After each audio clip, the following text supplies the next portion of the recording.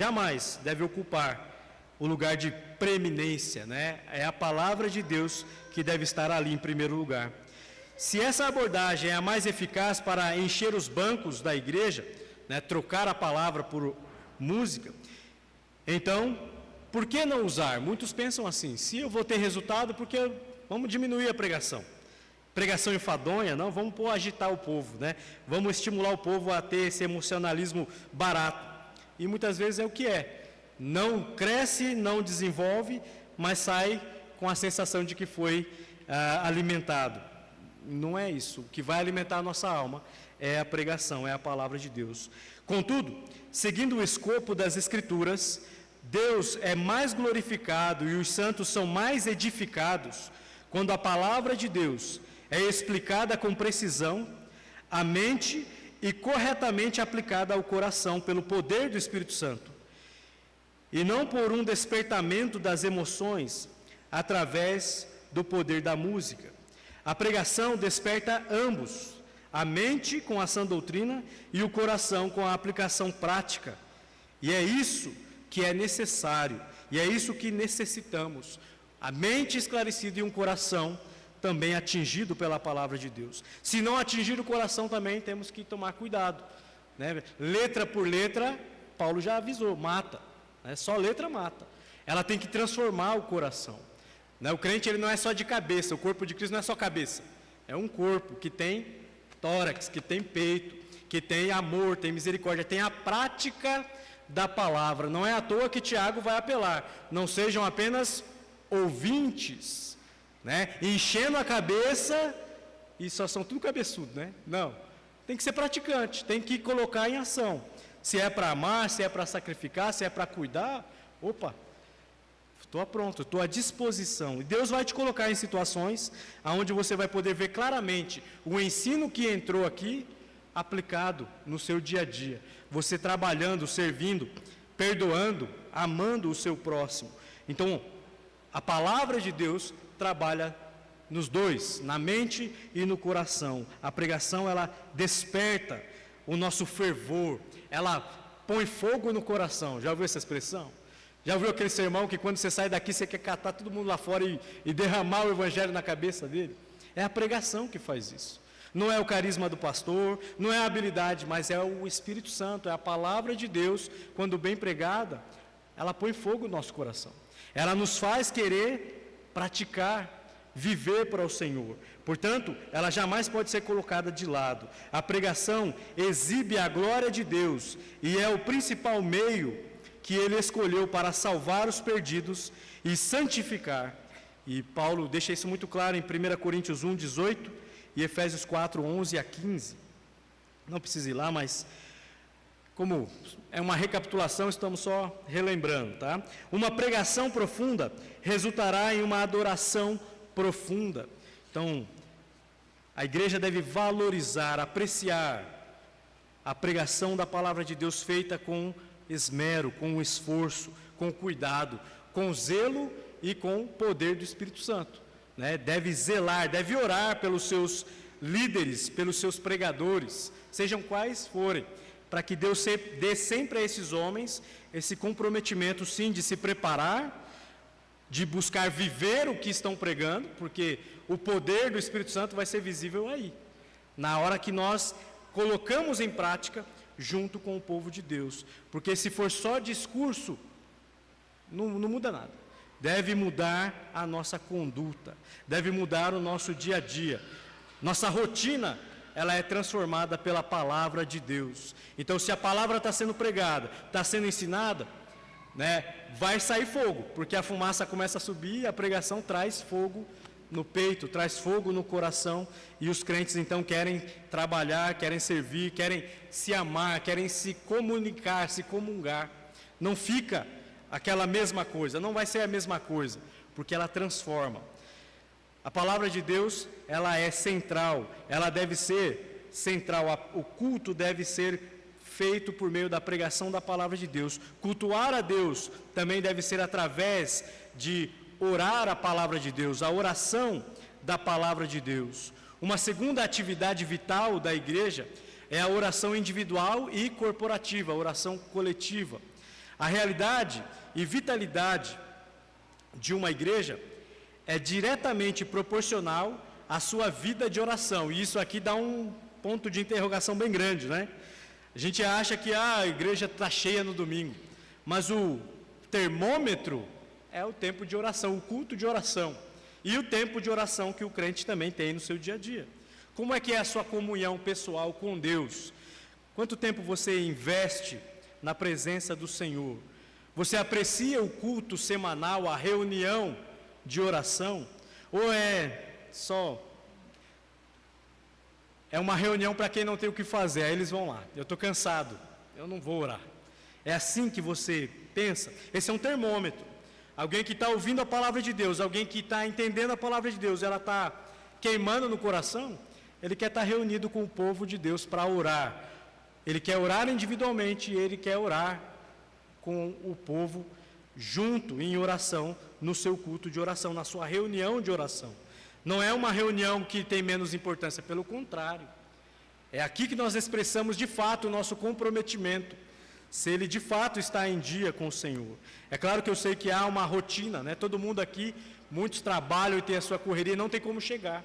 Mas aqueles que têm, tem que apreciar. É um privilégio. Venha, ore, gaste tempo orando com seus irmãos. A falta de oração é o motivo pelo qual as igrejas podem se tornar tão fracas. A falta de oração é o motivo pela qual pode haver tão pouca eficácia no momento da pregação, né? E é dito do Spurgeon que quando ele estava pregando, eles desenvolveram, né, uma sala de oração, onde o pessoal ia para baixo no porão da igreja deles, e eles ficavam orando o tempo todo enquanto a pregação estava acontecendo, orando por conversão, orando para que o pregador falasse a palavra de Deus e não o que ele quisesse. Então, foi um tempo de muitas almas sendo ganhas na Inglaterra. Deus usou grandemente aquele pregador, e toda vez que ele falava desse fenômeno, né, desse tempo de avivamento, ele remetia sempre àquele pessoal que orava por ele. As viúvas, as senhoras que estavam em todo o tempo orando pelo pregador, que no caso era ele, o Spurgeon. Então era a obra de Deus, não era a minha obra, era a obra do Espírito Santo, atendendo às orações.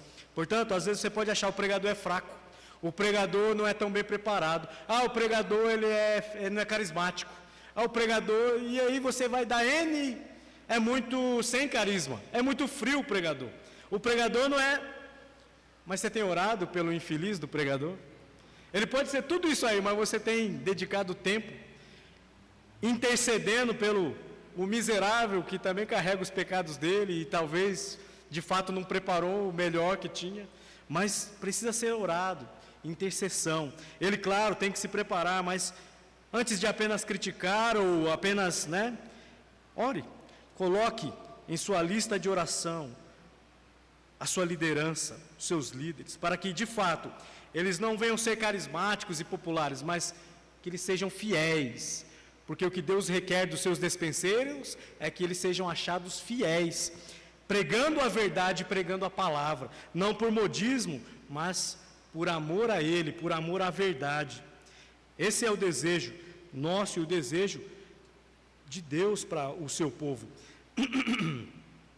Interceda, ore mais pelos seus pregadores. E é por falta de oração corporativa, ou mesmo a oração pessoal, a oração privada, que as pessoas podem se tornar tão insensíveis ao que ouvem na igreja quando estão presentes no seu culto. Muitas vezes chegam com o coração endurecido por falta de oração. Não compreendem por falta de oração. A oração é como um cabo elétrico que nos conecta ao céu. Sem ela, simplesmente não há poder. Os bancos da igreja podem estar todos ocupados no domingo de manhã, mas veja como eles estão vazios na reunião de oração de quarta-feira à noite. Se a igreja fosse realmente dependente de Deus, então ela deixaria de fazer pesquisas e consultorias de marketing e cairia de joelhos diante de Deus em oração. Oração pessoal, particular, e oração corporativa. E esse deve ser o nosso lugar, de joelhos, como igreja, como povo do Senhor, buscando o poder dele na pregação da palavra de Deus, o poder dele no nosso testemunho, no nosso testificar da palavra do Senhor aos nossos amigos e vizinhos. Ore mais.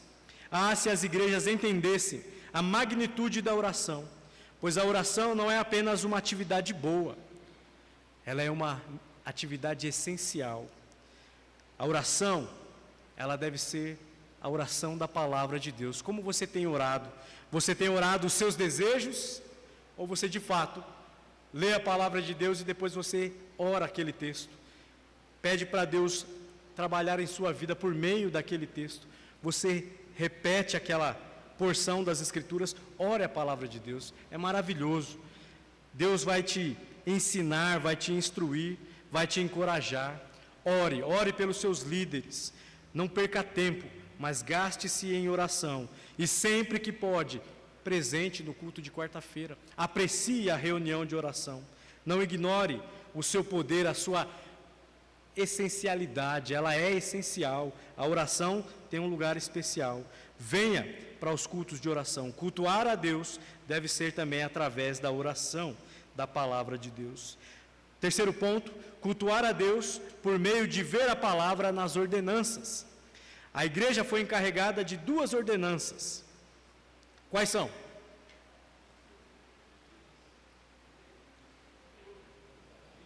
O batismo e a ceia. Todo mundo sabe, né? Aí fica o silêncio, porque a certeza é que todos sabem. Mas o batismo e a ceia, 2 ordenanças dadas por Deus à igreja. A igreja foi encarregada de realizar batismo do crente e a ceia do Senhor. O batismo, o que é o batismo? É um testemunho público do arrependimento do pecado e um ato de obediência ao Senhor. O batismo é um testemunho público que a pessoa que creu e entendeu o seu pecado, creu em Jesus Cristo, ele está professando publicamente que se arrependeu, morreu para o mundo e está ressuscitando em novidade de vida ao sair ali das águas. Preste bem atenção, embora o batismo não seja essencial para a salvação, o que você está entendendo com isso? Alguém que não foi batizado pode ir para o céu?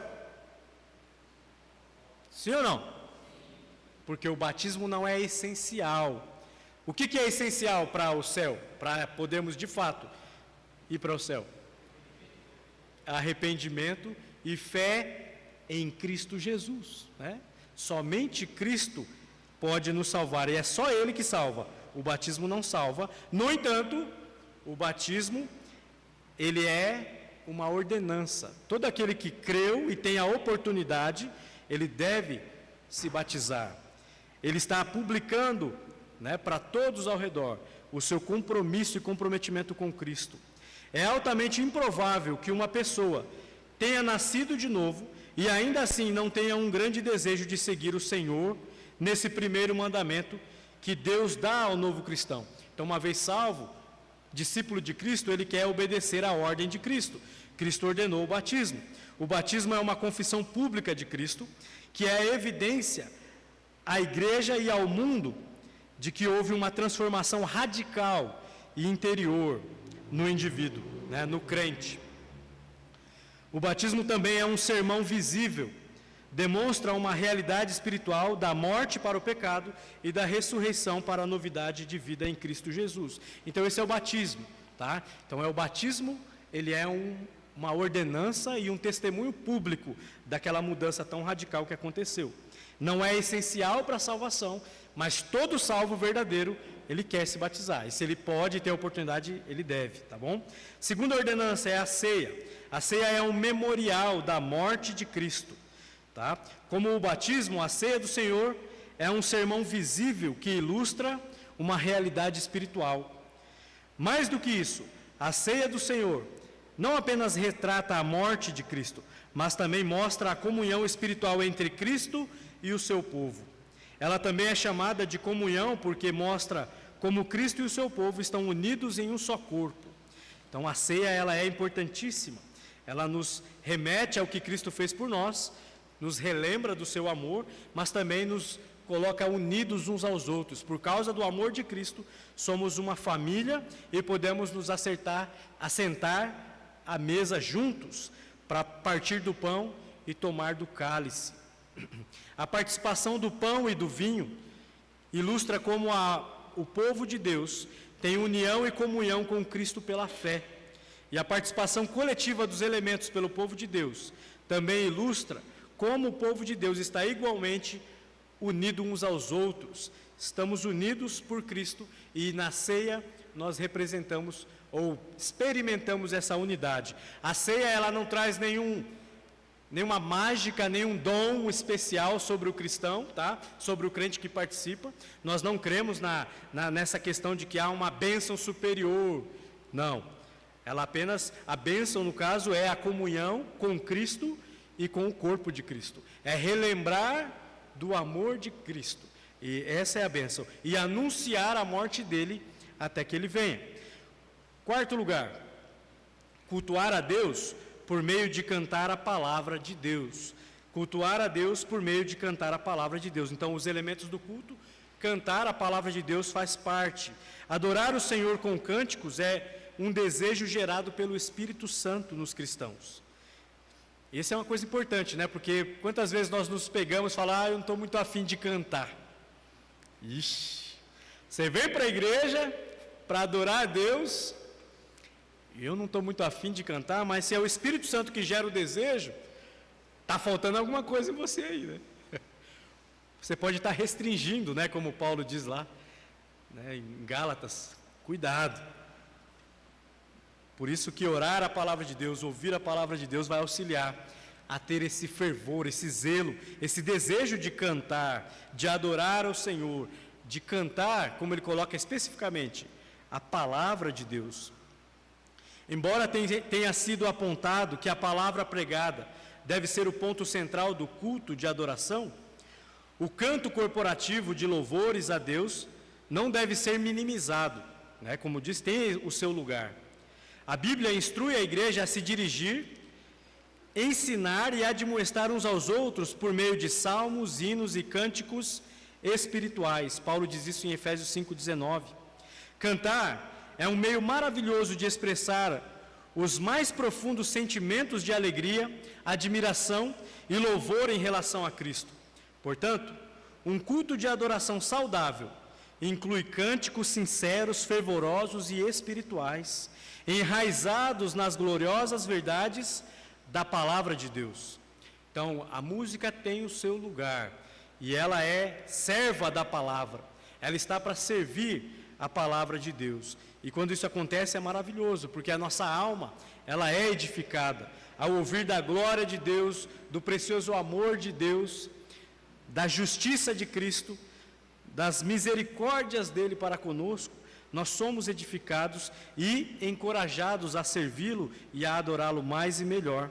Independente do estilo musical utilizado no culto, as perguntas que precisam ser respondidas são: as letras de nossos cânticos são doutrinariamente sólidas e concentradas em Cristo? O estilo musical promove a participação corporativa entre os irmãos? A maneira ou o modo que cultuamos é reverente ou é santa? Então nós vamos cantar, mas a resposta a essas perguntas é importantíssima. Qual é o conteúdo dos nossos cânticos?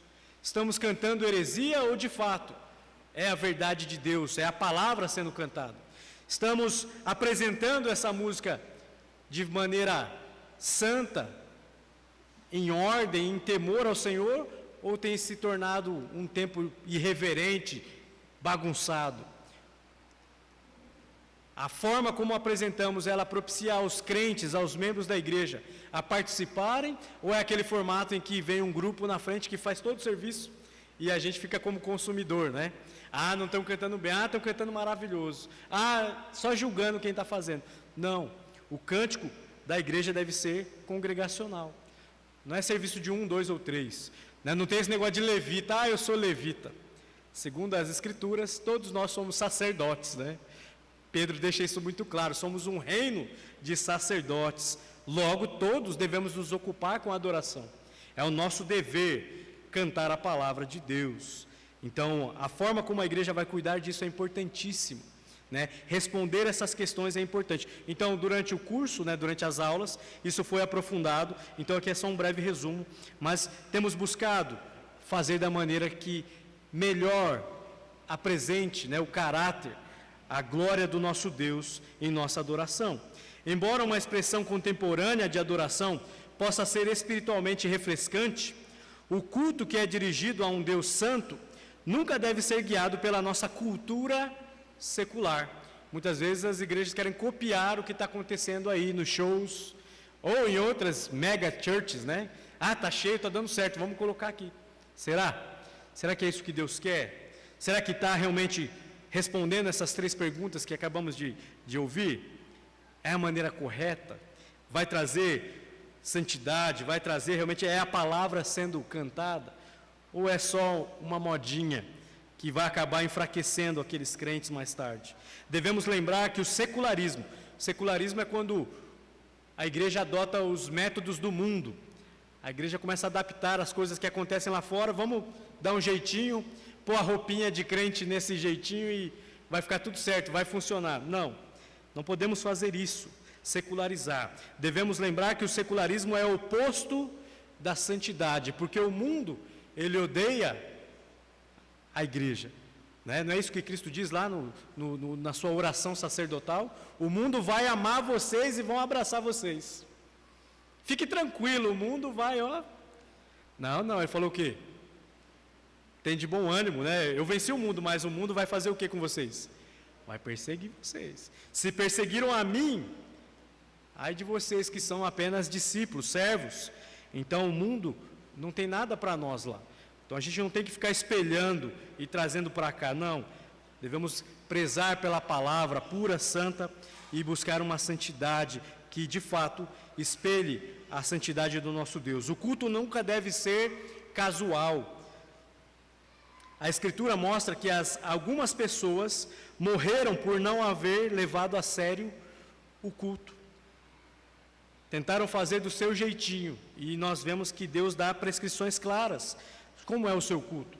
E durante as aulas o pastor Rodrigo aprofundou nisso, e nós só queremos recapitular então, mas não é do jeito que eu quero, o que é mais confortável para mim, é como Deus prescreveu.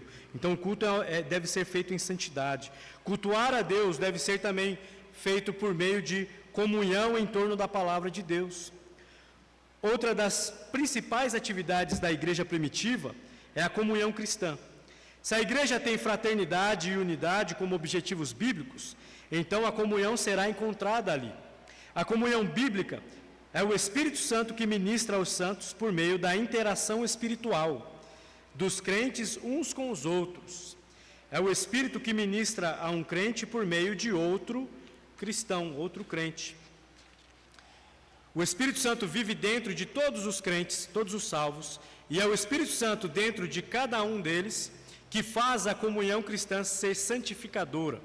O amor que os cristãos têm por Deus e uns pelos outros é manifestado em sua comunhão, conversas espirituais e edificação de uns para com os outros.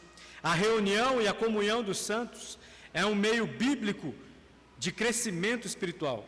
Dessa forma, a comunhão espiritual é um meio de graça e a igreja local não deve negligenciá-la. Então, muitas vezes, a comunhão sofre, principalmente no tempo de hoje, né? Queremos ficar mais hashtag em casa, né? Tem a modinha aí, todo mundo quer ficar mais isoladinho, ficar mais sozinho. Sozinho sou melhor e sou mais feliz. Mas, irmãos, na palavra de Deus não tem esse espaço para a igreja. A igreja ela é melhor unida e unificada, um corpo, uma casa, né? Uma família. Imagina se o seu pé falar para você, você vai jogar bola hoje? Mas eu estou cansada. O pé fala, eu não vou. E aí, jogador, como é que você vai jogar? Sem a perna, sem o pé. Então, crente, você salvo em Jesus Cristo, você não tem espaço para falar, hoje eu não vou para a igreja. Piquenique da igreja. Acampamento da igreja. Você deve ter apreço por períodos de comunhão, porque é nesses períodos em que a igreja propõe que estejamos juntos para poder ter conversas espirituais, para compartilhar pedidos, orações, para compartilhar sofrimento, vitórias e glorificar o nosso Deus juntos. Então não perca as oportunidades. Tenha em mente que comunhão é um alvo. Deus quer que a igreja tenha comunhão. Portanto, sacrifique-se.